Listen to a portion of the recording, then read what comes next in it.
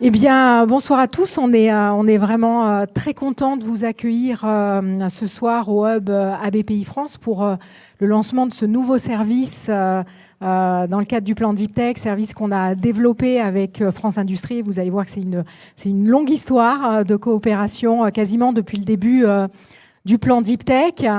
Alors peut-être juste quelques chiffres parce qu'on va bientôt fêter les 5 ans du plan Deep Tech. Avec cette ambition qu'on porte depuis 5 ans de créer 500 startups Deep Tech par an et surtout de leur permettre de se développer pour devenir les futurs poids lourds de notre tissu industriel français. Donc depuis 2019, on a mobilisé plus de 2 milliards d'euros à destination de grosso modo 2000 startups. On en crée cette année, on sera autour de 300 startups Deep Tech créées par an.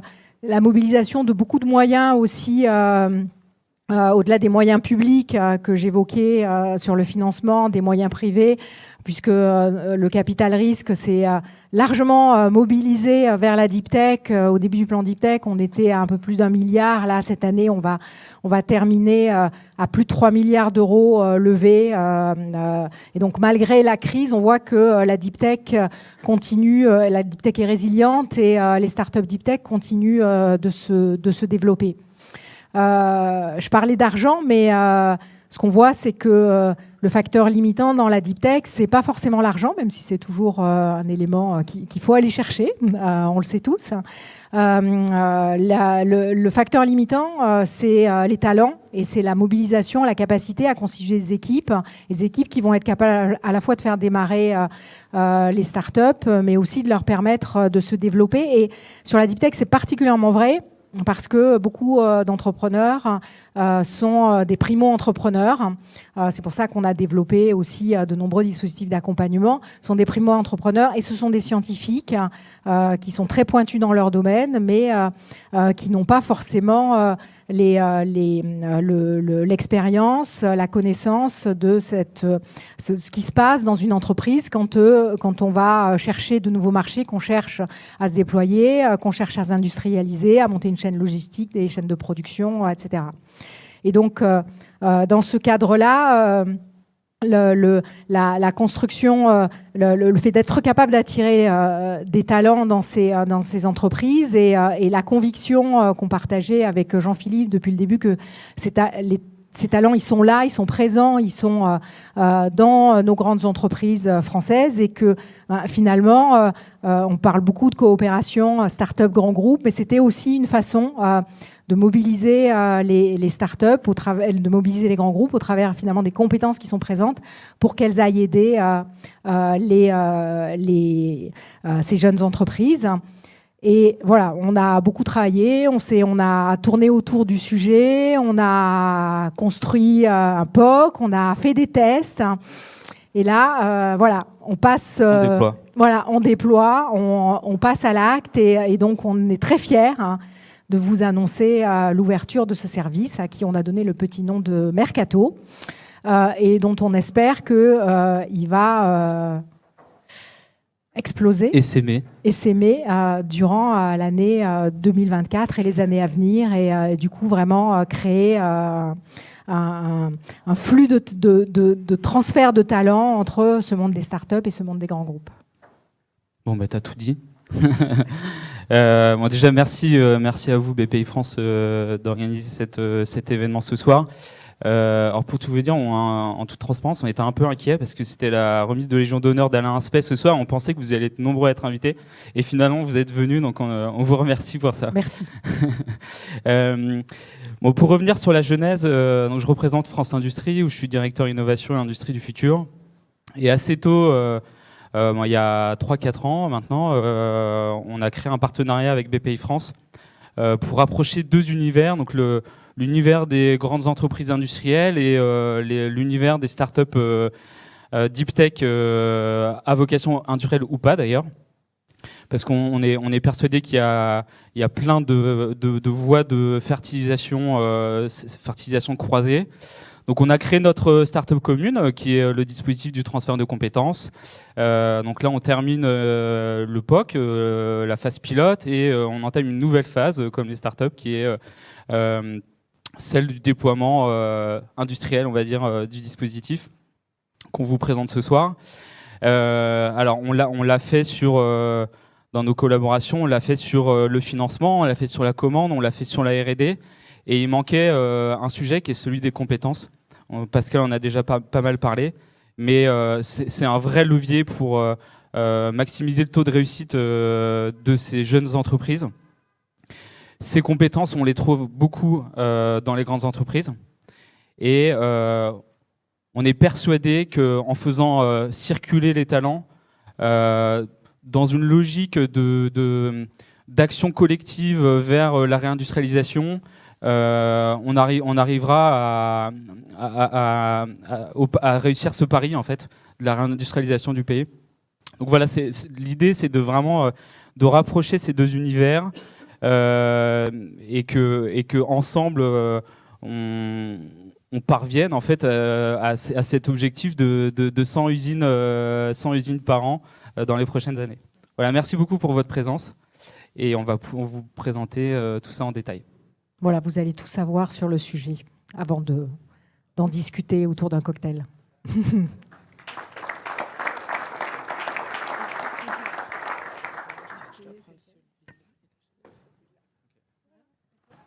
Bonsoir à tous, merci d'être aussi nombreux ce soir. Du coup, donc première phase de cet événement. On va vous présenter un petit peu le dispositif, peut-être que certains d'entre vous connaissent déjà, mais voilà, vous expliquer un petit peu en quoi est-ce que ça consiste, les différents avantages pour les startups et les grands groupes également. Donc là, la genèse du dispositif, peut-être Jean-Philippe, tu veux... Oui, en quelques mots. Ça s'est fait sous le regard bienveillant de Bercy, puisque lorsqu'on a imaginé le dispositif avec Pascal, très tôt, on leur en a parlé. Et ils nous ont dit, allez-y, carte blanche, faites un POC.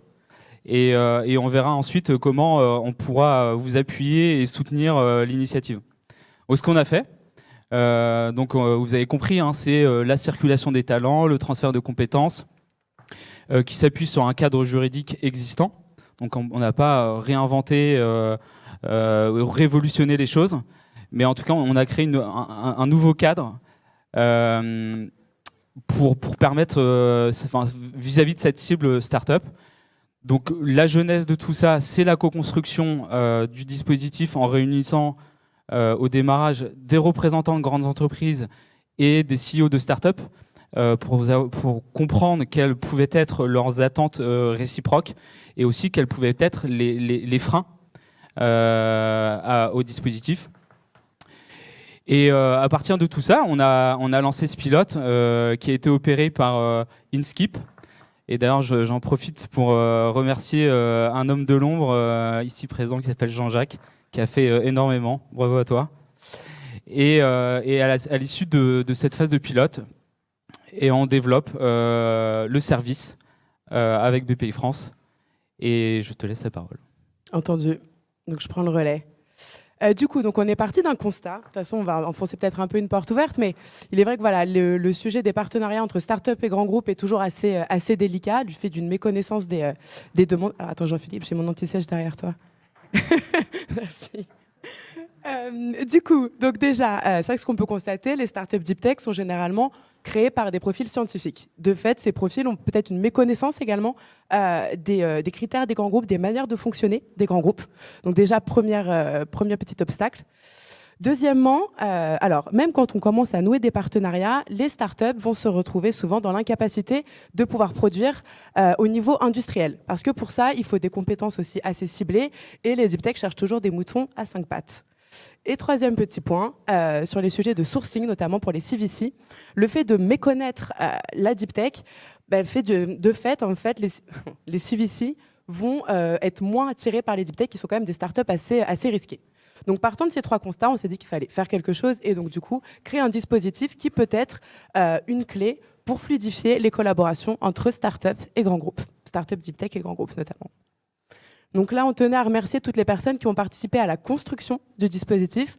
Comme vous pouvez le voir, donc beaucoup de startups, notamment de la communauté Deep Tech, des grandes entreprises, et donc nombreux d'entre eux sont présents ce soir, mais également des partenaires comme Mobiliwork et le Géris, qui est une filiale de Thales, qui opère justement ce dispositif de prêt de main-d'œuvre depuis un bon bout de temps.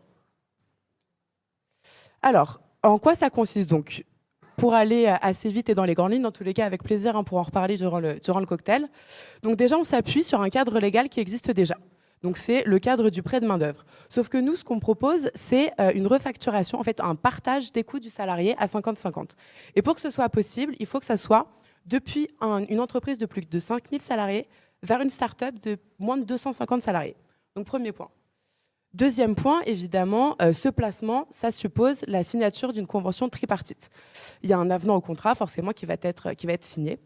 Et enfin, ce qui est plutôt sécurisant pour le collaborateur, c'est qu'il est assuré de retrouver son poste. Et dans tous les cas également, son salaire, forcément, sa rémunération n'est pas modifiée.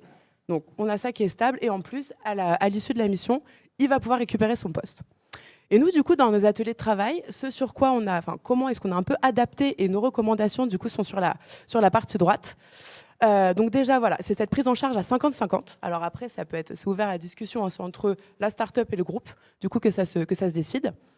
Ce qui fait une deep tech, c'est sa propriété intellectuelle. Donc, on recommande que, à partir du moment où un peu de propriété intellectuelle est générée, forcément, il faut que ça reste la propriété de la start-up.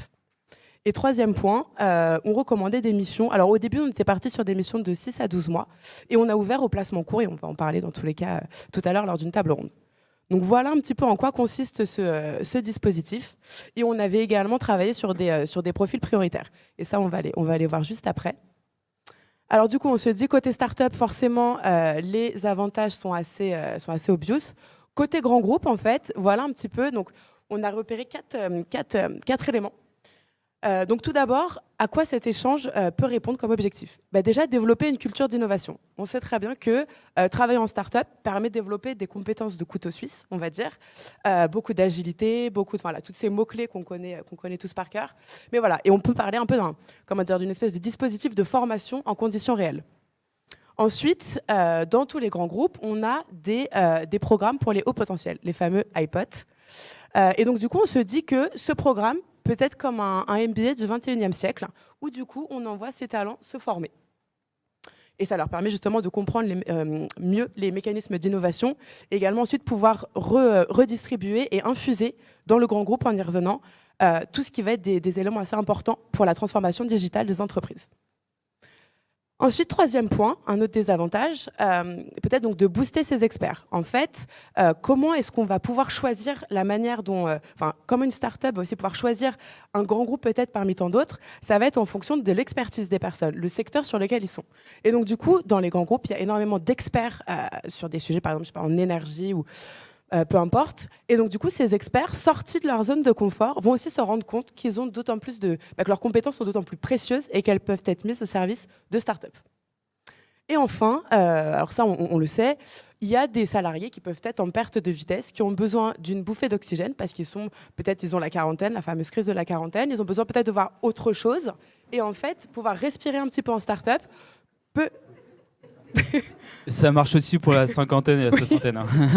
Bon, tous ces fameux caps, du coup, ça peut permettre en fait, justement au grand groupe de développer sa marque employeur et d'avoir une meilleure rétention en fait de ses talents.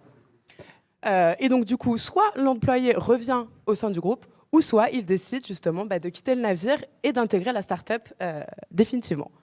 J'ajoute un autre cas de figure qui est celui des profils fin de carrière. Pour Oui. valoriser les profils fin de carrière, pré-retraite, qui ont acquis une expérience certaine au cours de leur carrière. En effet. Donc, dans tous les cas, ce qu'il faut retenir, c'est que c'est une opportunité pour les collaborateurs de développer tout un nouveau panel de compétences.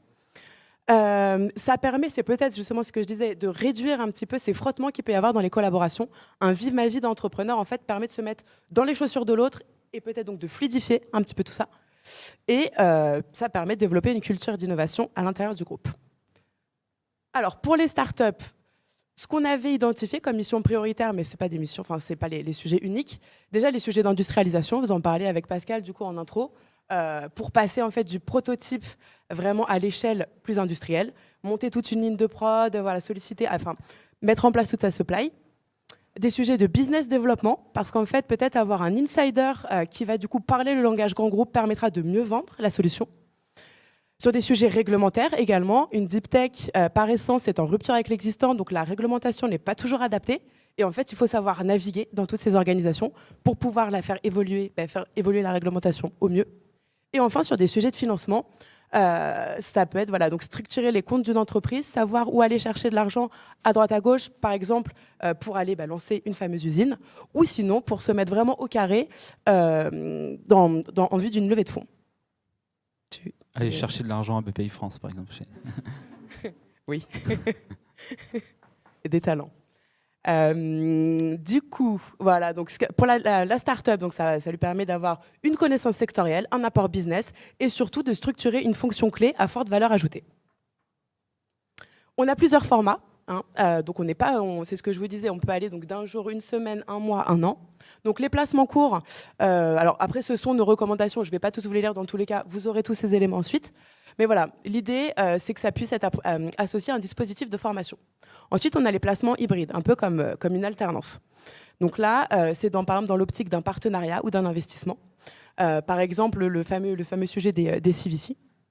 Il peut y avoir des placements long terme également, donc pareil, dans un objectif d'investissement, mais également de formation. Et enfin, la fameuse exit option, où là, donc soit c'est fin de carrière, soit c'est recrutement dans la start-up. Voilà en gros pour les différents formats de placement. Alors, donc pendant toute la conduite de ce pilote, on a quand même réussi à réaliser 4 transferts. Et encore une fois, on va les détailler un petit peu plus juste après. Donc d'une personne de Safran vers Turbotech. Il y a eu 2 personnes de Schneider qui ont été placées vers 2 startups.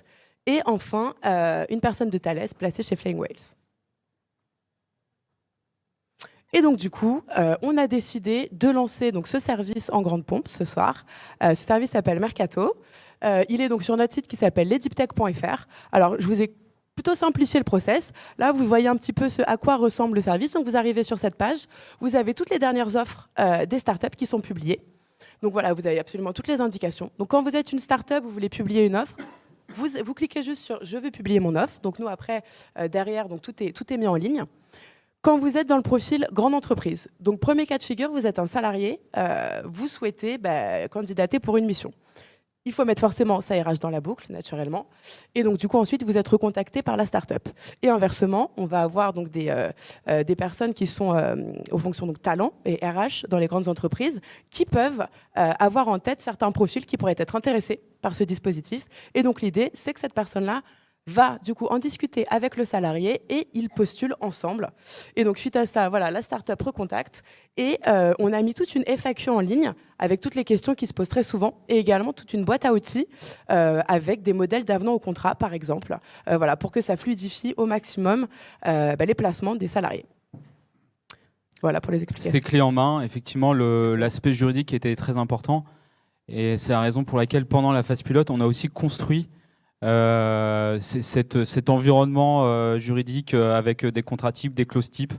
Donc c'est purement clé en main, vous avez tout ce qu'il faut pour vous lancer. Et donc c'est tout pour la présentation du dispositif. Merci. Du coup, on va passer à la première table ronde. Donc on a la chance d'avoir sur cette première séquence un ensemble de toutes les personnes qui ont participé donc à un placement. Nadège Ril, Patrice Blanchard, Gauthier Chico et Iban Lorado.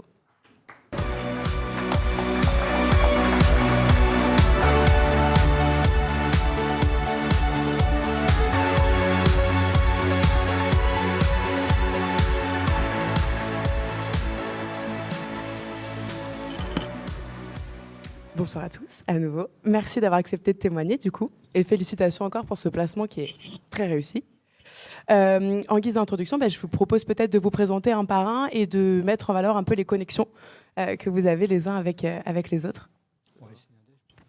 Alors, Nadège Ril, bonjour. En charge de la formation et du talent management chez Schneider Electric pour le territoire France. Donc, Iban Lorado, ancien salarié de Schneider et maintenant chez Dianfab. Donc Gauthier Chicot, CEO et cofondateur de Diamfab, la start-up. Et l'entremetteur, Patrice Blanchard. Je travaille dans l'équipe citoyenneté. Très bien, merci à tous. Du coup, ma première question serait donc côté Schneider. J'aimerais bien savoir du coup comment est-ce que le dispositif s'inscrit dans la stratégie RH et talent de Schneider. Quels sont les axes de cette stratégie et est-ce qu'on peut considérer qu'un tel dispositif peut faire office de formation pour les salariés? Alors, si je commence sur la partie lien avec la stratégie RH, je crois qu'il y a eu beaucoup de messages là déjà dans les premiers messages sur le développement des compétences, l'essaimage, le fait d'avoir différentes expériences. Et je crois que c'est au cœur de la stratégie déjà avant même d'aller à l'extérieur. On a une culture chez Schneider de développement des compétences et aussi de mobilité intragroupe. Et ça, je pense que le fait que ce soit déjà très ancré dans les habitudes, ça aide aussi après à pouvoir penser plus largement en dehors, j'ai envie de dire des frontières, si je peux me permettre, mais de l'entreprise, du grand groupe, de penser aussi à cet essaimage dans un écosystème de façon plus large. En termes de politique RH, sur la partie mobilité, ça fait, cette année, on a tous beaucoup entendu parler d'IA, mais ça fait un moment qu'on s'appuyait déjà sur l'IA pour accélérer nos mobilités en interne. Et donc, on a, via une plateforme qu'on appelle chez nous Open Talent Market, la possibilité d'avoir des collaborateurs qui mettent leur profil, des missions qui sont proposées, alors soit en mode projet, soit en mode poste, et l'IA qui nous aide à élargir notre champ de connaissances, parce que effectivement, dans un grand groupe, le RH va connaître un certain nombre de personnes, les managers vont connaître d'autres personnes, mais pour pouvoir faire des connexions et des matchs, on s'appuie déjà depuis 4-5 ans sur l'IA pour le faire. Donc, pour dire que cette culture-là, elle est ancrée. Au-delà de ça, on voit dans nos parcours et dans les gens qui réussissent dans le groupe, très souvent, ce besoin d'avoir été sur du local, sur du global, sur plusieurs fonctions. Et ça, on a du coup la conviction qu'un parcours ne peut pas se faire dans un silo et qu'il faut être assez ouvert d'esprit pour construire des parcours riches et aussi pour intéresser les talents tout au long de leur carrière. Merci Nadège. Du coup, peut-être Patrice, comment est-ce que Schneider, vous êtes organisé en interne pour ce type de dispositif? À quel type de profil est-ce qu'il s'adresse? Et comment est-ce que concrètement vous faites pour communiquer dessus en interne? Alors, on utilise le système Yammer que beaucoup connaissent de Microsoft, avec différentes modalités, différentes fréquences. On circule sur l'ensemble des usines. On a à peu près 30 usines en France et 30 agences commerciales. On est 15 000 salariés. Et on diffuse, entre guillemets, la bonne parole sur les différents dispositifs que l'on propose, à savoir le transfert de compétences dans des startups, le mécénat de compétences dans les associations et aussi la possibilité de monter sa propre boîte ou start-up côté Schneider et quitter le groupe. Donc tous ces dispositifs sont présentés aux différents RH, CSE et managers et salariés. Et la chance que l'on a aussi, c'est qu'on a un service qui s'appelle Talent Développeur, qui sont totalement neutres, qui sont des anciens RH et qui servent de point relais entre la demande du salarié ou le souhait du salarié, les possibilités qui sont offertes par différentes missions, création de postes, et nous qui sommes point pivot et on fait le lien entre ces différentes personnes pour trouver la meilleure solution. Super, en termes de profil, peut-être, tu nous avais parlé, donc voilà, différents profils que vous aviez identifiés. Alors sur les différents profils, on peut avoir des profils techniques, des profils experts qui ont été présentés, que tu nous as présentés tout à l'heure. On a des profils business développement, et puis après on reprend les différentes fonctions que l'on a dans toutes les entreprises, à savoir du marketing, de l'RH, de la finance, de la comptabilité, de la logistique. On a tous les profils possibles chez Schneider, qui soient cadres et non cadres. Et d'ailleurs, un de nos objectifs, c'est aussi de proposer pour les startups et peut-être pour d'autres structures des profils peut-être un peu moins spécialisés que pouvait l'être IBAN chez nous. Toute personne pourrait, entre guillemets, apporter en fonction des demandes, des compétences et surtout un savoir-être pour aider la start-up à progresser. Très bien, merci.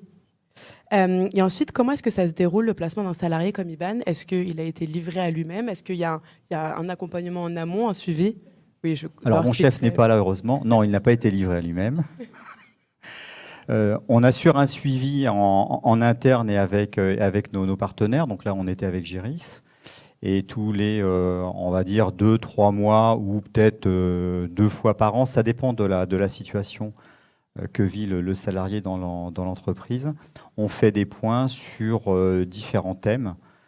Les objectifs de la mission, comment ça se déroule, comment s'est passée l'intégration, est-ce qu'il y a des points de blocage, est-ce qu'on peut aider les uns et les autres. Non, il n'est surtout pas livré à lui-même, enfin, ou elle n'est pas livrée à elle-même, sachant que l'objectif, c'est que la personne revienne dans le groupe, donc Schneider en l'occurrence, et on veut aussi s'assurer que la mission est un bénéfice, entre guillemets, commun entre le salarié et la start-up, et que le salarié va pouvoir revenir en entreprise avec un bénéfice, une connaissance, une appropriation, une découverte, et valoriser ça aussi au niveau des RH.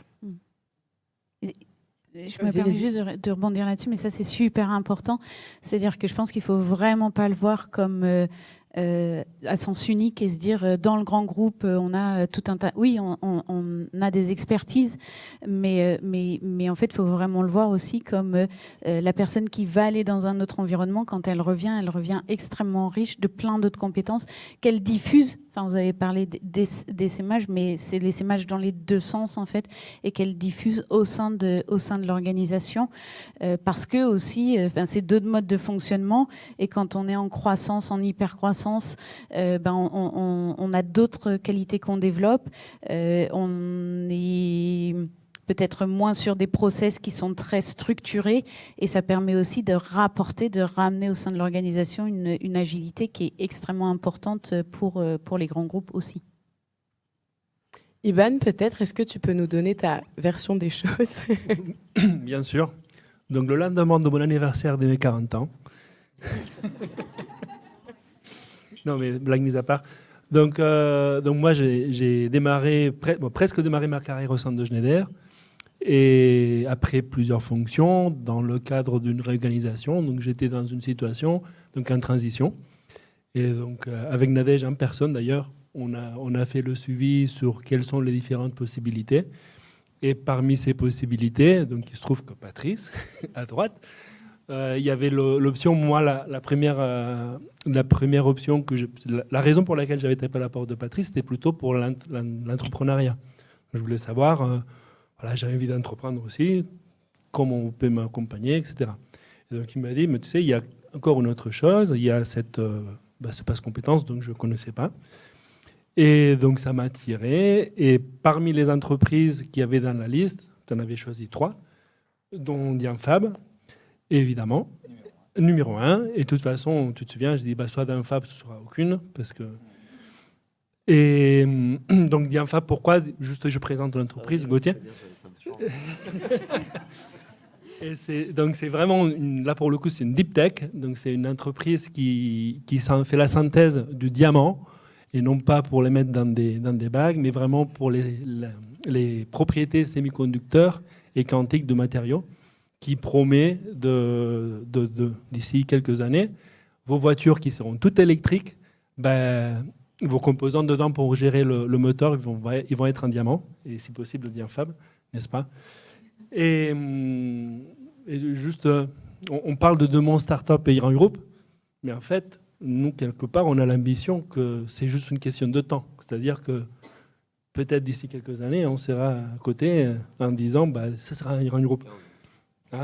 15 000 personnes. Voilà. C'est ce que je vous souhaite. Non, mais donc à la fin, c'est juste des entreprises qui essayent de créer de la valeur pour ses clients. Donc il se trouve que Schneider, il y en a déjà beaucoup. Chez nous, on cherche de la valeur et les clients. Donc mon job, quelque part, c'était exactement ça, c'est de traduire les capacités techno en valeur et clients pour savoir leur expliquer quelle valeur on pourra les rapporter demain, parce qu'aujourd'hui, on n'est pas capable de le rapporter factuellement. Et comment, quelque part, on peut s'entraider pour y arriver, parcourir ce chemin ensemble. Voilà pour résumer. Super, merci. Et du coup, Gauthier, le côté start-up, en fait...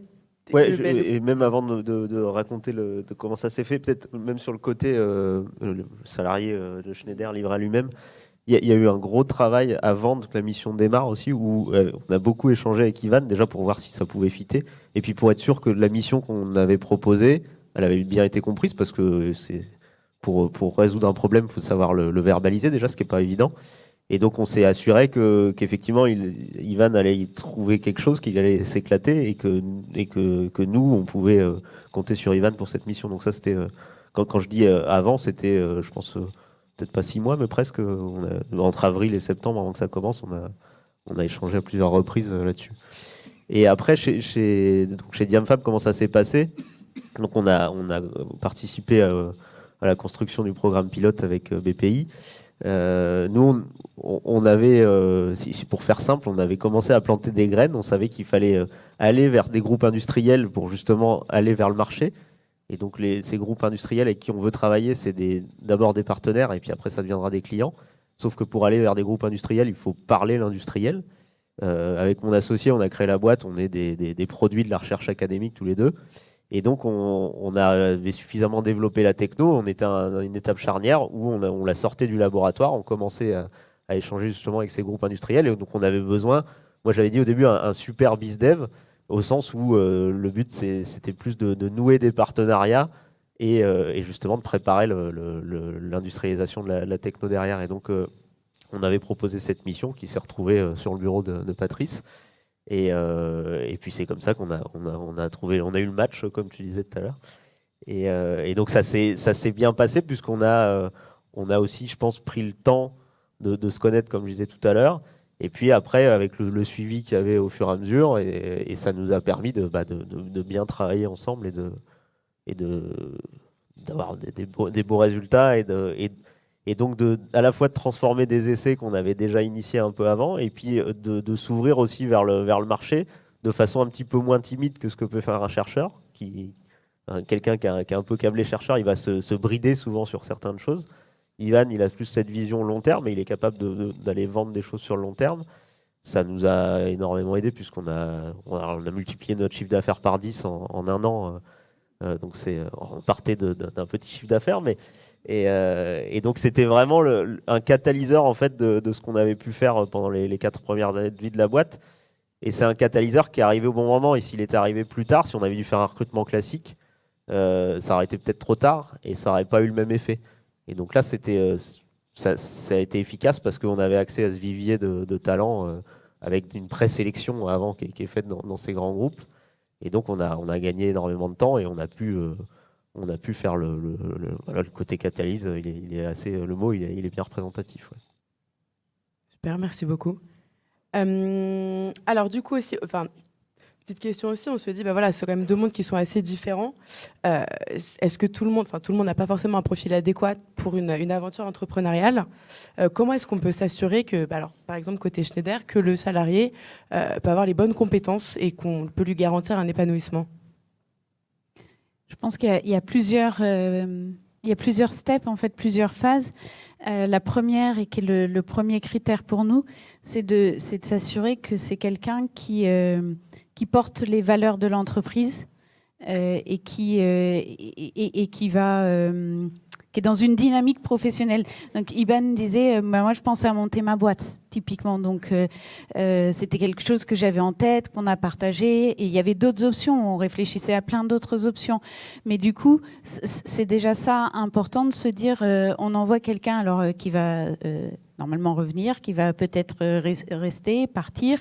Ça, on ne le sait pas au départ de l'histoire, on ne le sait jamais vraiment au départ de l'histoire. Mais ce qui est important, c'est que la personne, elle soit porteuse de la marque aussi de Schneider. Alors même si elle ne va pas du tout vendre du Schneider dans l'affaire, mais en tout cas, voilà, que ce soit quelqu'un qui représente les valeurs du groupe. Ça, c'est un non négociable. Quel que soit le détachement, on est très vigilant au savoir-être de la personne et à l'image qu'elle va porter vis-à-vis de l'extérieur. Donc là, on fait déjà un filtre. Et c'était une des discussions qu'on a vues au départ avec l'équipe quand on a monté le projet. On n'envoie pas, entre guillemets, un tétard ou un mauvais ou une mauvaise dans une start-up ou même dans une association. On s'assure effectivement, avant, que cette personne soit en mode agile, mode volontaire, éventuellement prise de risque. Et c'est, entre guillemets, le minimum pour y aller. On ne va pas se perdre du temps et faire perdre du temps surtout aux autres.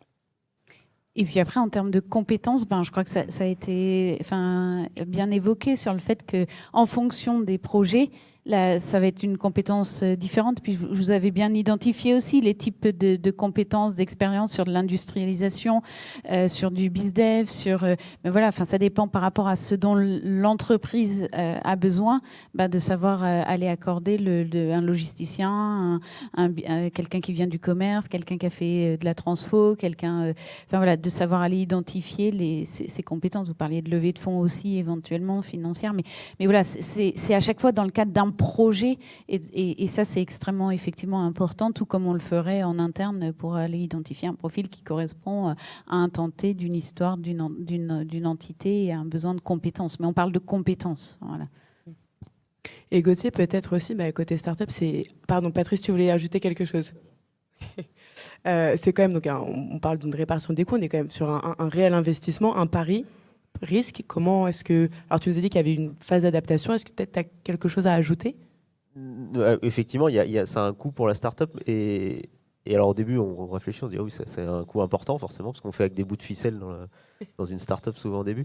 Mais ce coût, il est important aussi, puisque le but, c'est quand même de construire, ou en tout cas de structurer une fonction, de structurer une partie dans la startup qu'on n'avait pas.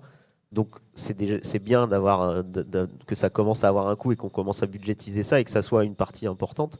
Et si ça n'avait pas de coût, on capitaliserait peut-être pas autant dessus. Et nous, on s'est dit, ça a un coût, ça a un risque aussi, et on veut que ça marche. Et donc, il faut qu'on se donne les moyens que ça marche. Donc, on a aussi été chercher les moyens à côté pour que la mission d'Ivan, elle puisse tourner et qu'il puisse avoir, alors peut-être pas autant de moyens que chez Schneider, mais en tout cas, suffisamment pour que ça puisse marcher. Donc ça, c'est ultra important pour nous. Et nous, on l'avait vu comme se dire, cette fonction de développement de partenariat, il y a personne, enfin, on essayait de le faire comme on pouvait avec mon associé, et donc on veut structurer la chose, et donc ça devient un pilier à part entière de la boîte, et c'est pour ça que dès le début, Ivan a participé on était ensemble à 3 dans la direction, en fait, on prenait les décisions ensemble, ça nous challengeait aussi sur des choses avec un profil qui était différent de ce qu'on avait, et donc je pense qu'il faut vraiment... si on veut en tirer un maximum de profit de ce genre de mission, il faut se donner les moyens et puis il faut y aller à fond, quoi. Et en tout cas, nous, ça a bien marché comme ça. Ouais. Et peut-être, Ivan, aussi de ton côté, peut-être il y a une certaine appréhension ou justement, c'est pas un saut dans le vide non plus, mais... Justement, en fait, il y a 2 choses. Déjà, alors, par où je commence? Parce qu'il y a beaucoup de choses qui ont été dites. Non, mais cette notion d'entreprendre égale des gens qui aiment prendre des risques, en fait, je pense qu'il faut déjà effacer ce cliché et ce biais, parce qu'en fait, justement, on n'aime pas du tout les risques, parce qu'on sait qu'il y en a beaucoup. Donc, du coup, le moins on en a, le mieux c'est. Et typiquement, c'est ce début d'aventure, qu'au début, on ne savait pas, comme disait Nadège, où ça menait. Pour moi, il y avait un gros avantage, c'est que je prenais aucun risque. Oui. Parce que, en fait, au bout d'1 an de mission... je savais que Schneider, j'avais un poste. Je ne sais pas lequel, mais je savais qu'il y en avait un. Parce que c'est normal, hein, ça n'arrive jamais chez Schneider. Ça. Donc déjà, voilà, le risque au début, c'était 0. Je ne pouvais que gagner. Et après, par rapport à, je pense, au match, je pense que vous avez évoqué les valeurs et je pense que c'est super important parce que ça a bien matché. C'est parce que certes, il me respectait par rapport à ce que j'amenais, mais c'est celui qui arrive aussi. S'il arrive avec des gros sabots en disant « moi je suis l'expert, vous taisez, je vais vous expliquer comment ça marche », forcément il n'y a pas de fit. Donc c'est en gros, on se rétro-nourrit sur ce que chacun sait pour à la fin justement essayer de prendre les meilleures décisions pour l'entreprise étape par étape. Super, merci beaucoup. Je ne sais pas si Patrice, je t'ai coupé la parole tout à l'heure. Est-ce que tu voulais ajouter quelque chose? Oui, ça faisait écho avec ce que tu présentais tout à l'heure par rapport à la tranche d'âge. Quel que soit notre âge et notre profil, on peut avoir effectivement besoin à un certain moment de changer. Typiquement, on parlait des quadras, donc on est tous passés, ou en tout cas une grosse partie de la population ce soir y est passée. On a envie de faire autre chose, on ne sait pas trop, et on se pose des questions. Donc c'est aussi l'occasion effectivement de s'aérer, d'avoir une nouvelle expérience, d'apprendre et de redonner et de revenir en entreprise. Pour le jeune ou la jeune qui vient, qui a quelques années d'ancienneté dans la société, c'est aussi, alors iPod ou pas d'ailleurs, ça lui permet de découvrir autre chose et aussi peut-être de bien vérifier que l'entreprise chez qui il est ou elle est, c'est l'entreprise qu'il lui faut pour la suite. Et puis quelqu'un qui est plutôt en fin de carrière, comme certains, je vois quelques cheveux blancs, je dis ça en blaguant, notre carrière professionnelle est derrière nous, donc les enjeux ne sont pas du tout les mêmes. On peut aussi se faire plaisir et donner différemment à la start-up et après échanger avec les collègues en revenant. Donc quel que soit, entre guillemets, son âge et sa période de vie, on peut y aller et c'est tout bénef pour tout le monde. Juste, j'aimerais ajouter quelque chose, des avantages aussi pour Schneider ailleurs du monde RH. Donc aujourd'hui, Schneider, c'est le premier client de Diamfab. Ouais. Donc du coup, Schneider est à l'avance dans la compréhension et maîtrise de la technologie par rapport à ses concurrents. Et puis quelque part, en échange, là, on va finaliser la levée de fonds bientôt, je me croise les doigts. On va faire notre usine pilote. Donc évidemment, il y aura beaucoup de matériel et de logiciels de maîtrise industrielle qu'on va devoir acheter.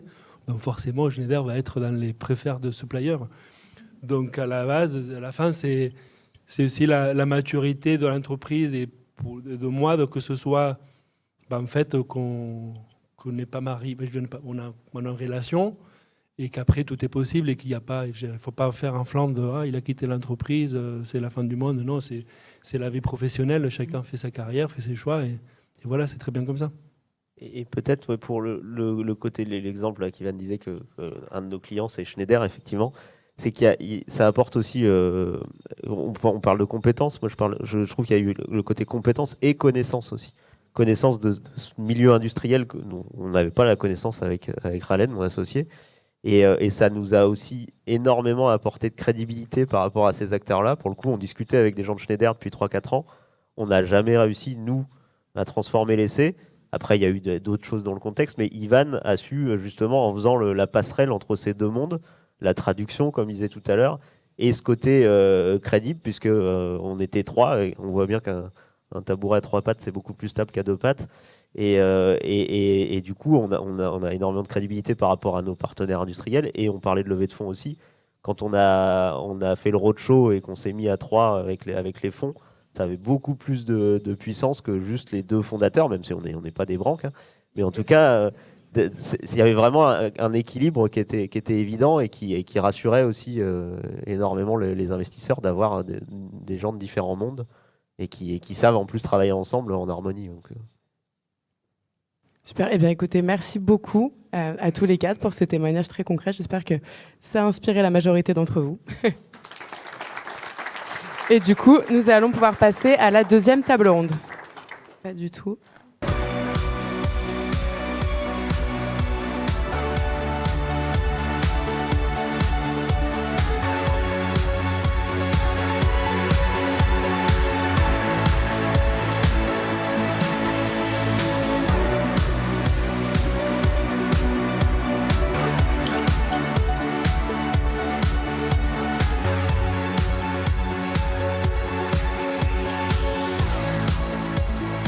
Je dois attendre la fin du jingle ou pas forcément.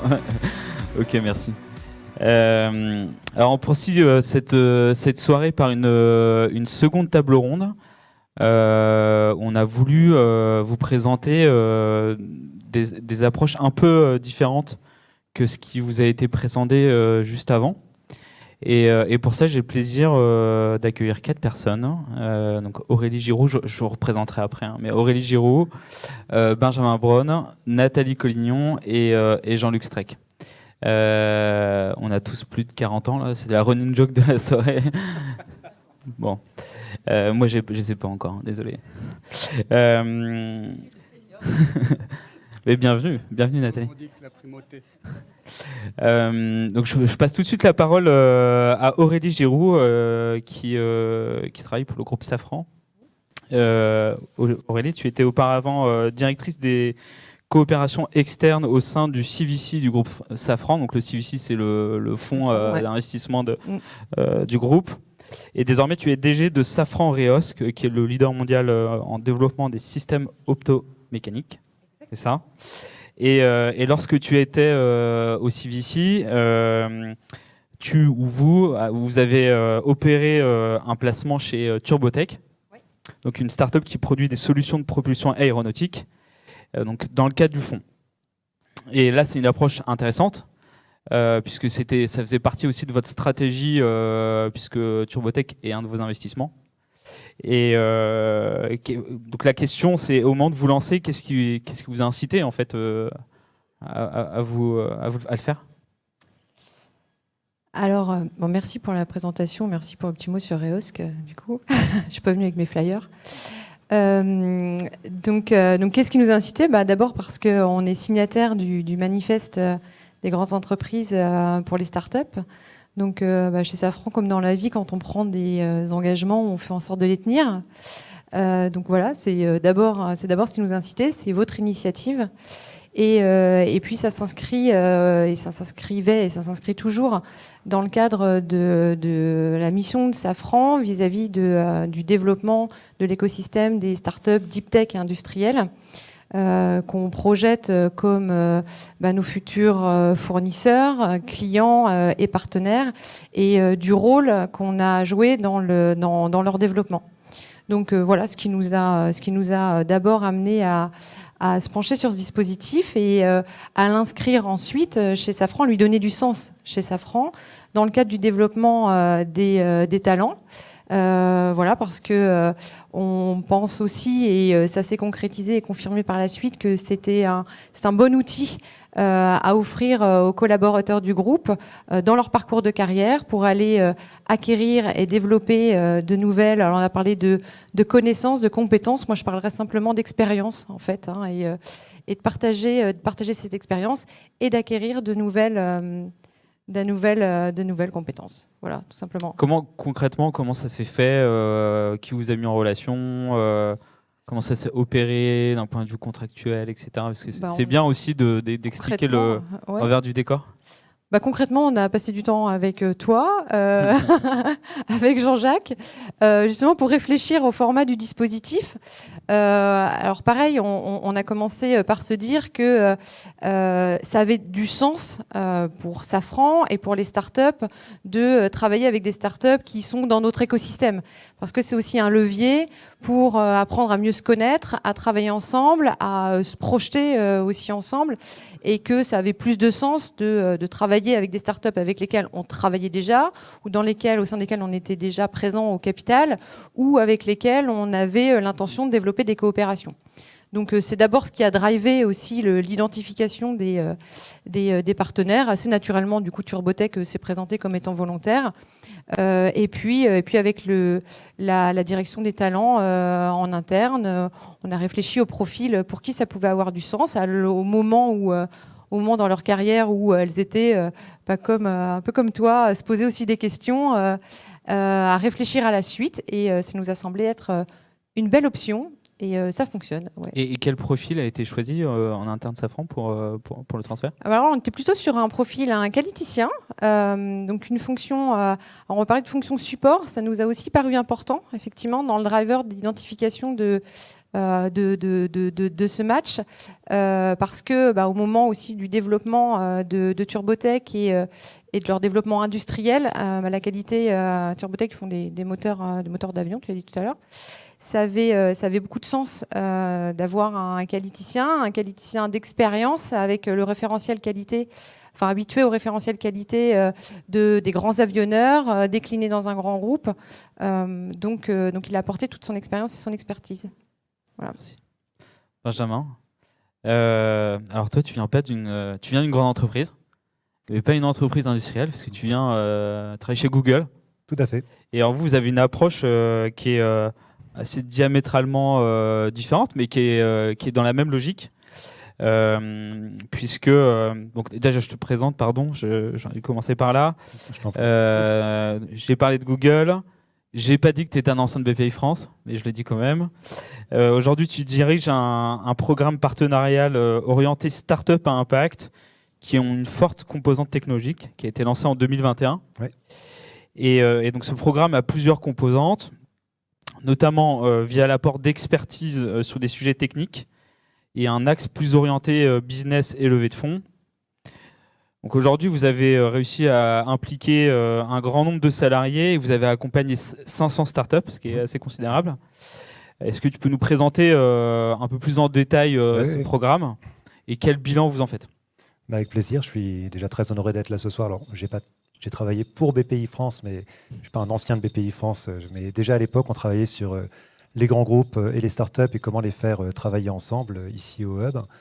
Donc chez Google, depuis 2021, on a effectivement un programme qui s'appelle Startup for Sustainable Development, où on accompagne des startups à impact, des startups qui travaillent sur les enjeux planétaires, donc le réchauffement climatique, les énergies renouvelables, la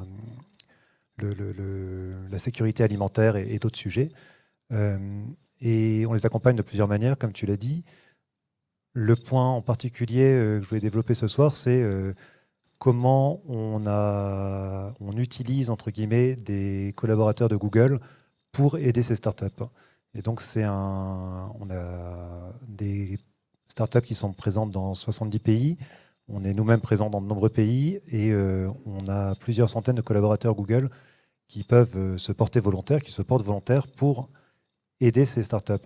Donc, en pratique, on a développé une plateforme. Donc, les entreprises qui font partie du programme peuvent poser leurs questions, leurs demandes directement sur la plateforme et les volontaires, choisir directement une personne de Google qui va pouvoir les aider. Donc, on a des fiches profils qui sont remplies et on peut directement les booker du temps avec un collaborateur de Google.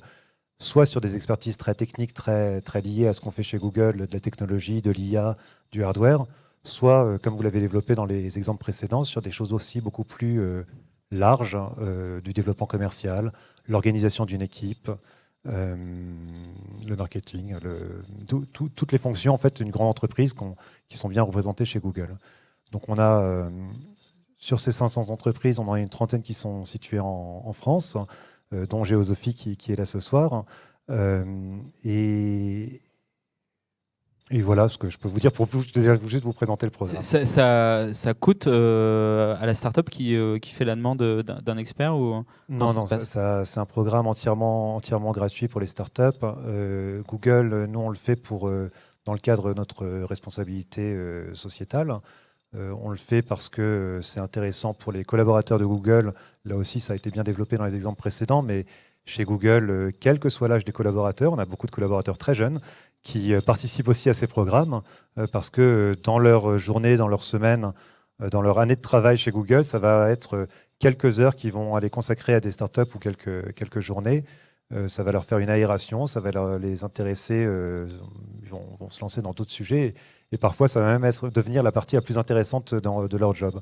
Ils vont souvent, ça remplit vraiment leur quête de sens de pouvoir travailler avec des startups à impact.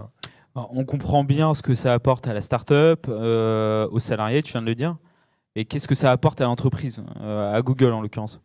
Je crois que, comme on l'a dit, la Google est comme tous les grands groupes, c'est-à-dire que pour un grand groupe aujourd'hui, avoir des employés qui se projettent dans l'entreprise, qui sont fidèles parce qu'ils ont des missions variées, c'est intéressant. Ils vont aussi avoir il y a un peu de sérendipité qui va se produire. On va aller travailler avec une start-up sur un sujet, on va avoir des nouvelles idées, même si on travaille dans des domaines très différents, et on croit beaucoup à ça chez Google, c'est-à-dire c'est pour ça qu'on fait partie des entreprises qui ont gardé des locaux et on incite toujours les collaborateurs à venir travailler au bureau parce que c'est là que la sérendipité arrive et qu'on peut avoir des nouvelles idées. Donc avoir une expérience de travail riche, variée et pas uniquement interne mais qui permet d'aller s'acculturer avec des entreprises innovantes et qui travaillent sur les enjeux planétaires, c'est très intéressant aussi pour Google.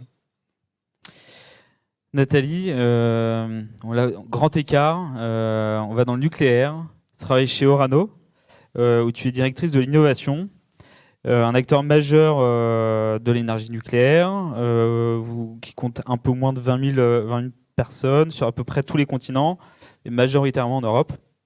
Et alors vous avez mis en place un programme d'immersion courte pour vos collaborateurs dans certaines startups afin de les acculturer à l'innovation. Comment ça marche? Bonsoir à tous, merci beaucoup pour cette invitation. Aujourd'hui, je suis vraiment ravie d'être avec vous ce soir. On ne va pas parler que de nucléaire, je vous rassure. Mais effectivement, on est une entreprise de la deep tech, de la super deep tech. Et on a un enjeu dans le groupe qui est d'accélérer nos cycles d'innovation. Et pour ça, depuis en fait qu'Orano a été créé, alors peut-être que certains ne savent pas qui est Orano, on est en fait, vous vous souvenez d'Areva peut-être, et Areva s'est séparé en 2 entités, Orano et Framatome qui a été racheté par EDF. Donc nous, on est vraiment sur le cycle du combustible nucléaire, de l'amont et de l'aval. Et donc, un de nos enjeux, accélérer nos cycles d'innovation. Et donc, depuis qu'Orano a été créé en 2018, on est assez jeune finalement. On est une entreprise, presque une start-up avec beaucoup de collaborateurs. On a mis en place une stratégie d'innovation résolument ouverte. En s'appuyant entre autres sur les écosystèmes, vos écosystèmes, hein, les écosystèmes des startups de la deep tech, pour justement essayer d'accélérer ces cycles d'innovation qui sont traditionnellement très longs dans le domaine du nucléaire. Et donc, on a mis en place tout un tas de modes de coopération avec les startups, que ce soit du client-fournisseur, que ce soit de la collaboration par des projets partenariaux, bientôt de l'investissement dans les startups. Et on trouvait que manquait à notre palette de coopération possible ce mécanisme de proposer à ces startups qui sont ultra dynamiques, qui réinventent le monde au quotidien, des expertises, des savoir-faire dont on dispose, qui sont assez uniques, mais on se disait qu'effectivement on pouvait aider les startups à se développer en apportant ces compétences-là, mais on pouvait aussi proposer du coup à nos collaborateurs de, comme tu disais, hein, redonner du sens, les motiver, les engager davantage. Nos collaborateurs, on est 17 000 exactement, on a des compétences vraiment uniques. Et parfois, dans un grand groupe, avoir des compétences uniques, elles sont un peu perdues dans la globalité. Or, là, les mettre en valeur auprès de petites entreprises, tout de suite, ça remet le sens au centre, finalement. Et donc, la particularité, la singularité de la façon dont vous l'opérez, c'est que vous n'envoyez pas des personnes une par une, mais vous envoyez des cohortes. Oui, c'est ça. Ouais. En fait, on a hyper peur. En fait, nos collaborateurs ont hyper peur d'aller dans les startups. Donc, on s'est dit, OK, on va les faire travailler ensemble. Donc, en fait, effectivement, le programme, d'abord, il est basé sur le volontariat. Volontariat à côté Orano. Donc, c'est des collaborateurs qui ont envie de partager leur expertise, savoir-faire auprès de startups, et puis aussi volontariat auprès des startups qui lèvent le doigt en disant moi ça m'intéresse de recevoir un collaborateur du groupe pour grandir et puis peut-être mieux comprendre les mécanismes de travail d'un grand groupe, et peut-être qu'un jour Orano deviendra mon client. Pourquoi pas? Et en fait, du coup, c'est 10 collaborateurs qu'on envoie, qu'on forme d'abord. On ne les laisse pas tout seuls. Tout à l'heure, tu disais, non, je n'ai pas été tout seul, on m'a accompagné. En fait, nos 10 collaborateurs, en gros, pourquoi on en choisit 10? Ça crée un peu comme un mini-réseau des alumni, des gens qui, quand ils se retrouvent dans l'entreprise, ils se disent, ah bah oui, on a travaillé ensemble sur ce programme, etc. Donc, et puis, quelque part, c'est leur donner aussi le courage de faire un petit pas de côté, qui n'est pas toujours le bienvenu dans nos grands groupes. Donc voilà, ils y vont ensemble. Et donc, on leur a préparé un programme qui se concrétise sur une période de 2 à 3 mois, avec des moments clés. Le premier moment clé, c'est cette formation. C'est démystifier ce que c'est qu'une start-up, co-construire avec eux la bonne posture du collaborateur dans une start-up. Comme tu disais, Ivan, on n'est pas super arrogant, on sait des choses d'accord, mais on vient partager. C'est super important. Donc ça, c'est la première étape. Et puis ensuite, il y a une étape très importante, c'est la rencontre, le choix, enfin le match d'un collaborateur avec une start-up.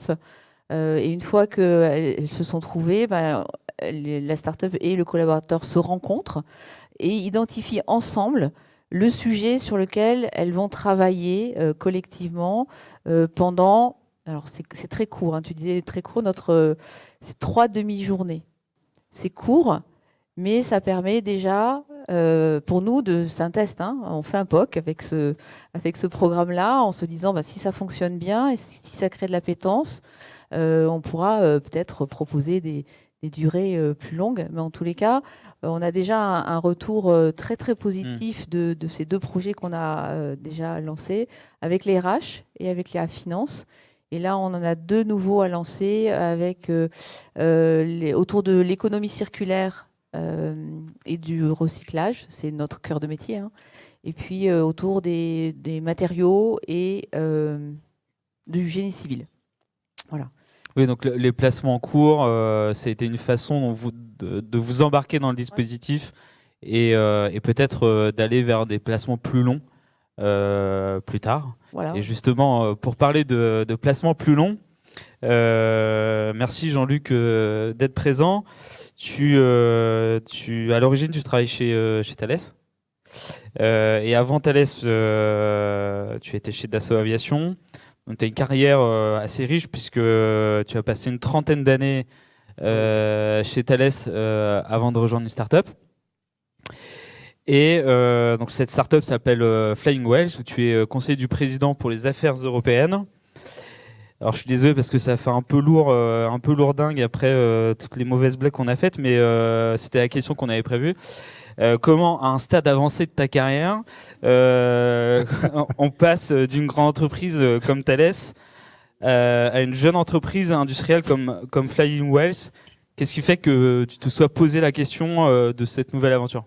Bonsoir à toutes et à tous. Merci Jean-Philippe pour cette introduction qui me rappelle mon âge canonique que j'assume totalement. Effectivement, j'ai une carrière assez longue, hein, plus de 37 ans, près de 37 ans. Les raisons qui m'ont poussé à vivre cette expérience grâce à BPI en l'occurrence, mais aussi à Inskip et au GERIS, hein, elles sont de différentes natures. La première, c'est que quand on arrive dans la dernière partie de sa vie professionnelle, dirons-nous, on se pose nécessairement la question de savoir si les compétences, les connaissances, les expertises qu'on a acquis pendant toute cette période ne pourraient pas profiter à certains qui en auraient vraiment besoin. Donc ça, c'était la première motivation. La deuxième motivation, c'est que, pour rejoindre un petit peu ce qui a été dit par Louise en introduction, j'avais non pas besoin de changer d'air, mais de vivre une expérience un peu rock'n'roll. Et dans les divers dispositifs que j'ai envisagés, le transfert dans une start-up, c'était de loin ce qui me convenait le mieux. Et enfin, parce que j'étais très exigeant, et encore une fois, tu l'as rappelé, les conditions du transfert de compétences sont quand même relativement confortables pour le transférer, puisque à l'issue de la mission, quelle qu'elle soit, de toute façon limitée à 2 ans, il retrouve son groupe d'origine dans les mêmes conditions ou à peu près, donc c'est relativement sans risque. Et donc je voulais partager une aventure, et avec Flying Wells, je suis bien servi, qui soit porteuse de sens, parce qu'au-delà d'une approche très business de convoyage avec des dirigeables lourds de charge de près de 60 tonnes, du style... Parce qu'on n'a pas dit ce que faisait Flying Wells. Mais... Oui, alors on n'a pas dit, mais je pourrais en parler pendant 3 quarts d'heure, mais là on ne va pas y arriver. On n'a pas le temps. Alors, Flying Wells, c'est une start-up qui a une dizaine d'années, hein, qui est née d'un constat fait par un ancien ministre de l'économie qui est désormais président, qui avait constaté que le poste bois dans la balance des paiements française était déficitaire, et donc il a posé la question à qui de droit, à l'ONF, de savoir pourquoi on en était là. Bon, l'ONF, évidemment, a donné des explications tout à fait plausibles, qui sont que pour aller chercher du bois dans des zones difficiles, il faut construire des routes pour faire venir les camions, pour débarder les grumes, etc. Et que donc le coût de ces routes, plus l'entretien de ces routes, fait que l'équation économique de la vente du bois est à perte. Donc il y avait une sous-exploitation du bois. Donc l'actuel président et ancien ministre de l'économie a mandaté l'ONF et Sébastien Bougon, le président fondateur, de trouver une solution à ce problème. Et c'est comme ça que Flying Wells est né. Et désormais, Flying Wells répond à des problématiques totalement variées que sont le transport d'éoliennes, qui est quelque chose de très important. Et je le disais en introduction, on a un ballon qui va faire, enfin des dirigeables qui vont faire près de 200 mètres de long pour 50 mètres de diamètre et qui auront une capacité d'emport de 60 tonnes et une soute de près de 100 mètres. Ce qui va nous permettre de transporter sous élingue ou en soute d'ailleurs les pales des futures éoliennes, puisque les énergéticiens constatent que les pales actuelles de à peu près 30 mètres de long ne sont pas suffisantes pour un apport énergétique important. Donc les tailles des pales vont... C'est assez fou de se dire qu'on va demain revoir des zeppelins dans le ciel, en fait. Oui, c'est tout à fait. Et c'est ce qui est intéressant, c'est ce que je parlais d'expérience rock'n'roll, c'est vraiment ça. Hein. Chez Flying Wells, on remet au goût du jour des disciplines qui avaient été un peu mises entre parenthèses pendant de nombreuses années. Tu as raison, Zeppelin. Bon, alors Zeppelin, aujourd'hui, a une activité très microscopique de transport de passagers, une quinzaine de passagers à chaque vol, autour du lac de Constance, près de voilà, en Allemagne. Donc c'est une activité assez marginale, mais il y a une compétence dans le domaine. Et donc Flying Wells a d'autres activités qui résonnent par rapport à mes valeurs, puisque mon grand âge fait que mon petit-fils, Auguste, est arrivé au moment où je suis arrivé chez Flying Wells. Et donc tout ça, ça fait beaucoup réfléchir. Et donc c'est l'autre projet, c'est que Flying Wells développe un concept avec un GEROP de transport d'hôpital mobile. Et que donc on pourra apporter avec les moyens modernes des équipements qui permettront de dispenser des soins à des populations qui aujourd'hui n'ont pas accès aux soins. Et tu trouves que tu as une plus-value justement avec ton expérience chez Thales et Dassault Aviation? Oui, parce que réponse, hein, oui, non, mais tout à fait. Mais tu as raison. Flying Wells, comme tu le sais, a eu un support de BPI et un support français en général très important depuis un certain nombre d'années. En revanche, Flying Wells, pour des raisons diverses et variées, n'avait absolument pas évoqué le volet européen de recherche de financement et de subvention. Et donc, c'est la raison de ma venue chez Flying Wells, c'est d'abord d'expliquer comment l'Europe fonctionne, ce que je connais un petit peu, et quels sont les acteurs à lobbyer, si on peut dire ça comme ça, de façon à demain capter des financements et des subventions européennes. Voilà. Merci. Pour finir, je voudrais vous poser une question ouverte à tous les quatre. Quel est selon vous l'impact que pourrait avoir la généralisation de ce programme? Parce qu'on a expliqué qu'on a terminé une phase pilote, qu'on voulait le déployer un peu plus massivement. Pour vous, quel serait cet impact du déploiement plus massif si des dizaines de grandes entreprises se l'appropriaient? Alors, je ne sais pas si je peux répondre sur l'impact, mais pour que ça puisse se généraliser, je pense qu'en tout cas, une chose qu'on voit chez Google, c'est que la culture de l'entreprise est très importante. Donc, le fait de pour pouvoir mettre ça en place, il faut que ça fasse vraiment partie des choses qui sont présentes même dans les grilles d'évaluation. Nous, chez Google, on a par exemple une community contribution. Donc, c'est un élément où chaque collaborateur est invité à faire quelque chose en dehors de sa fiche de poste dans l'année, à hauteur, il y a les fameux 20% de Google, ce n'est pas toujours 20% du temps, je vous rassure, mais en tout cas, quelques heures dans la semaine ou dans le trimestre à faire autre chose que son job. Et ça, en fait, ça donne un élan incroyable parce que tout à coup, on se dit, on a du temps pour aller aider des startups, on a du temps pour travailler avec des ONG potentiellement, pour travailler sur le projet d'un autre département. Et donc, je pense que ça, en tout cas, ça fait partie des facteurs clés de succès pour pouvoir généraliser Mercato. Nathalie, tu voulais intervenir? Oui, je viens. Alors, moi, je complète juste par un point, c'est que je crois fondamentalement à la puissance de l'intelligence collective. Et quand on dit ça, on ne parle pas nécessairement d'un grand groupe et d'une start-up. On parle d'entreprise. Et tu le disais tout à l'heure, une start-up, c'est une entreprise comme une autre, qui sera peut-être un grand groupe demain. Et donc, que dès le plus jeune âge, start-upper, vous accueillez des compétences, des expertises, de l'expérience d'autres grands groupes, et que nous, grands groupes, qui sommes une entreprise comme une autre, accueillons ou travaillons, collaborions avec des startups. C'est ça la beauté de l'histoire. Et pour moi, ces collaborations, que ce soit ces placements, ces mises à disposition, ces missions plus ou moins longues, c'est une chose. Moi, je rêverais même d'aller plus loin. C'est que les grands groupes, parce que là, on a en général des assets, des labos de recherche, des labos de test, des sites industriels qui peuvent accueillir peut-être des POC, des pilotes et aider les startups qui les développent à valider ces solutions innovantes. C'est ce qu'on fait déjà chez nous, mais ça pourrait être une prochaine étape pour qu'ensemble, finalement, on construise le monde de demain et qu'on développe, on aide collectivement à développer ces nouvelles entreprises qui vont générer de la croissance de demain et qui participeront à la souveraineté de notre pays. Donc, moi, je serai encore plus ambitieuse. Aurélie, Jean-Luc, très rapidement, parce qu'on va devoir rendre l'antenne. Non, mais ça peut être rapide, simplement que tout le monde gagne, en fait. Donc, les startups, les grands groupes, les collaborateurs.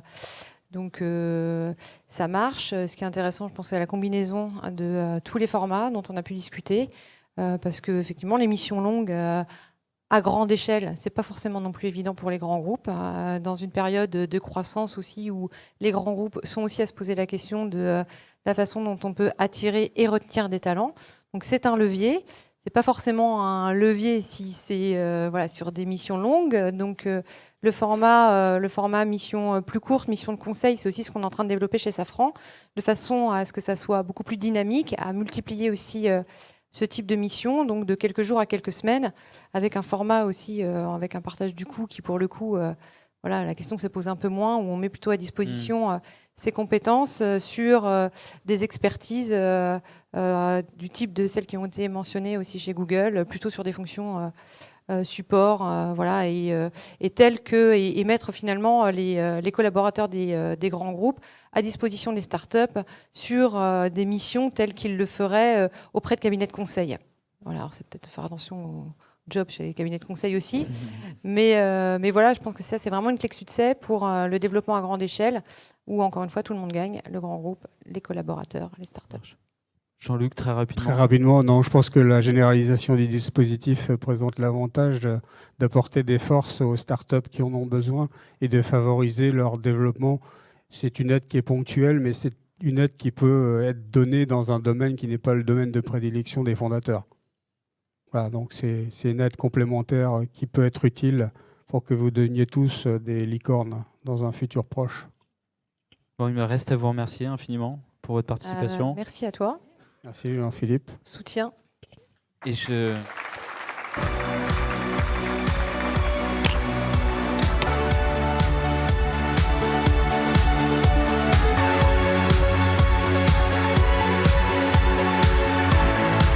Merci à tous. On va pouvoir passer du coup au pitch des startups. Alors malheureusement, donc Bruno avait le Covid, donc on va passer directement à Gauthier. L'idée, c'est que donc chaque startup puisse pitcher la mission qu'elle propose et qui est en ligne sur le service. Donc du coup, voilà, 1 minute. L'idée n'est pas de tout dire maintenant, mais plutôt d'aller échanger ensuite pendant le cocktail. Donc on commence par Gauthier et ensuite ce sera Alice. Je représente pas Diamfab, on fait toujours du diamant semi-conducteur pour faire des composants plus efficaces pour la conversion d'énergie et le quantique. Et donc, comme on a évoqué tout à l'heure, on est dans une phase charnière de Diamfab. On est en train de passer de cette phase laboratoire à une ligne pilote. Et donc, on doit construire cette ligne pilote, trouver nos bâtiments, installer des réacteurs. C'est les machines qu'on utilise pour synthétiser le diamant. Et donc, on a envie de tester un peu le format sous format court, avec une mission de 2 semaines à 1 mois, en trouvant quelqu'un qui a un profil un peu ingénieur génie industriel, sécurité, ingénieur sécurité, pour justement nous aider à piloter ou à pré-piloter la construction de cette ligne pilote avec l'installation des machines, les aspects sécurité, les aspects réglementaires, de déclaration et tout ce qui va derrière ça. Et forcément, dans les groupes industriels qui sont présents et qui participent au programme, il y a des profils comme ça qu'on n'a pas dans une start-up aujourd'hui. Voilà, merci. Merci beaucoup pour ce timing respecté en plus. Alice, on prendra un micro et ensuite ce sera Pedro Ruiz. Alors nous, ce qu'on fait au sein de Géosophie, c'est qu'on essaye de remplacer les chaudières gaz et les groupes froids par l'énergie du sol. Donc on fait circuler de l'eau dans le sol pour avoir sa fraîcheur l'été et sa chaleur en hiver, une énergie qui pourrait représenter la moitié de nos besoins de chauffage et de rafraîchissement en France, qui est à 1% aujourd'hui et un x20 prévu. Et donc, plus spécifiquement, on développe des modèles et des outils logiciels pour permettre aux non-sachants de savoir très vite combien d'énergie ils ont et ensuite, est-ce que ça marche, enfin, donc sur le suivi. Et les missions, alors on en a mis plein, nous. On espère qu'il y en aura au moins une qui va être pourvue. Mais business développement, alors on a appris qu'il y a des gens qui font x10. Celui-là, je sais pas où ils sont. Mais donc, avec grand plaisir, vous êtes les bienvenus. Et après, donc, on a tout un panel de choses, notamment un des enjeux. Alors, je pense à Schneider, parce que là, vous êtes là, sur la GTB, qui est un des sujets, puisqu'on propose maintenant, on est en train de développer un produit pour l'accompagnement vraiment au suivi d'exploitation. Et ensuite, voilà, on a, je vais pas toutes les dire. Je vais pas tenir le timing, sinon. J'en ai vu beaucoup. C'est bien, on est ravis. Voilà. Donc, merci à tous et à votre disposition pour expliquer. Merci Alice.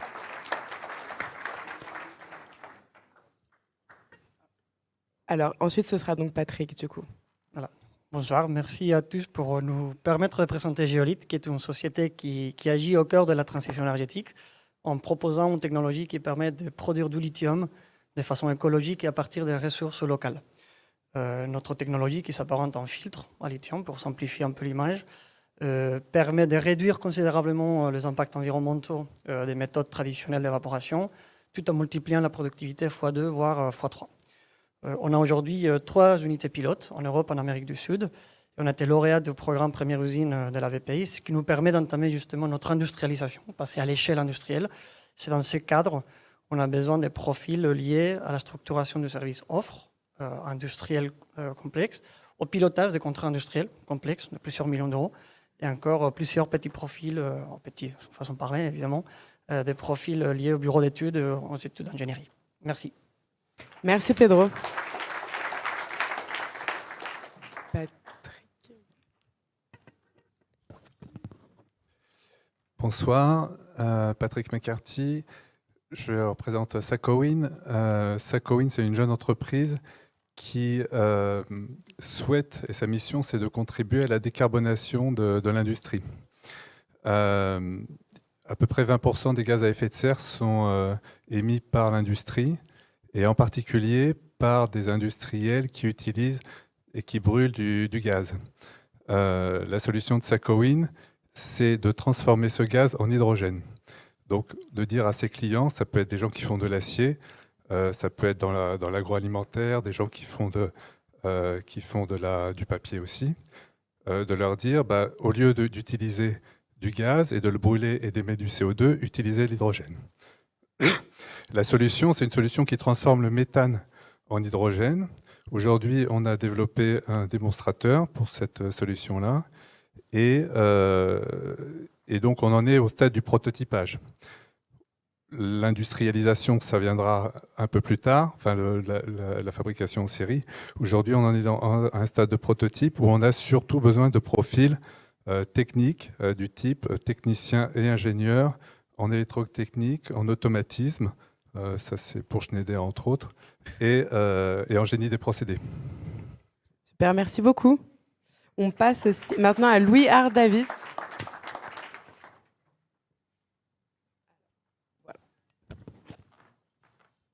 Bonsoir.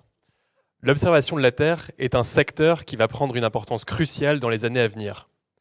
Que ce soit pour mieux comprendre l'évolution long terme de notre climat, ou pour mieux réagir en cas de crise, qu'elle soit de nature géopolitique, logistique ou environnementale, le fait d'avoir des images fréquentes et précises, c'est un atout majeur, sans lequel la prise de décision pertinente et éclairée est tout bonnement impossible.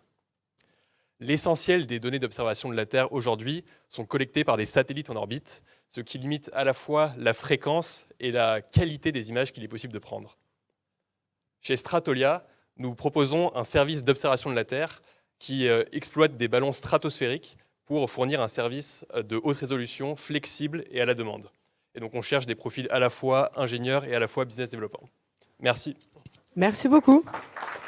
Ensuite, ce sera donc Hélène, Malka, puis Estelle. Le passage de relais. Bonjour à tous. ça marche bien. Merci beaucoup de m'avoir donné l'opportunité de pitcher ce soir Pixel. Donc on a tous en tête ce chiffre redondant qu'on a eu depuis les années 2000 qui nous disait qu'une femme sur 10 allait être confrontée à un cancer du sein au cours de sa vie.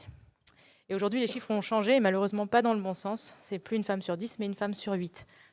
Et qui plus est, pour les cancers gynécologiques, c'est une femme sur 7. Parmi toutes ces femmes à qui on va diagnostiquer un cancer, il y en aura au moins 40% à qui on va diagnostiquer un cancer de manière tardive, avec toutes les conséquences que ça peut engendrer sur la vie de cette patiente. Donc nous, chez Pixel, on va développer une technologie qui va nous permettre d'aller identifier des marqueurs de cancer gynécologique précoce dans un échantillon d'urine. Et pour ce faire, on est en train de monter une étude clinique avec un grand centre de lutte contre le cancer autour de Paris, qui va nous permettre de récolter des données d'une centaine de patientes. Toutes ces données vont nous permettre d'être agrégées à notre algorithme. Et évidemment, cet algorithme, on l'espère, va devenir de plus en plus robuste. Donc on sera ravis d'accueillir au sein de notre équipe un data scientist, première fiche de poste, et deuxième fiche de poste, une personne qualifiée en réglementaire qui nous permettra d'asseoir tout le processus de marquage CE de notre techno. Voilà. Merci beaucoup. Et on passe donc à Estelle.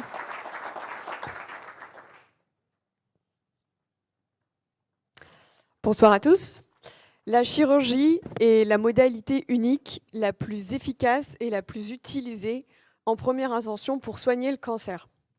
Or, et malgré les avancées récentes dans le domaine, en moyenne, entre 20 et 50% des patients opérés vont avoir une récidive locale de leur cancer, selon le type d'organe considéré. Ces récidives locales sont principalement dues à de la croissance tumorale à partir des résidus qui persistent après cette chirurgie initiale. BIMS développe une sonde péropératoire qui va venir aider le chirurgien à localiser précisément et en temps réel ces potentiels résidus tumoraux et à les retirer en préservant les tissus sains environnants. Donc ça fonctionne avec un principe de médecine nucléaire. En fait, la sonde vient mesurer la concentration d'un traceur radioactif qui a été injecté au préalable. Et donc aujourd'hui, nous cherchons un accompagnement réglementaire pour nous permettre de transférer ces radiotraceurs de leur fonction diagnostique à notre nouvelle application sur une mission courte. Merci. Merci Estelle. Du coup, un grand merci à tous de nous avoir rejoints aussi nombreux ce soir. Merci à tous nos intervenants qui sont venus témoigner du coup, sur ce sujet du transfert de compétences. Et merci à toutes les startups d'être venues pitcher leur mission. Je vous propose de poursuivre les discussions du coup, durant le cocktail. Bonne soirée à tous.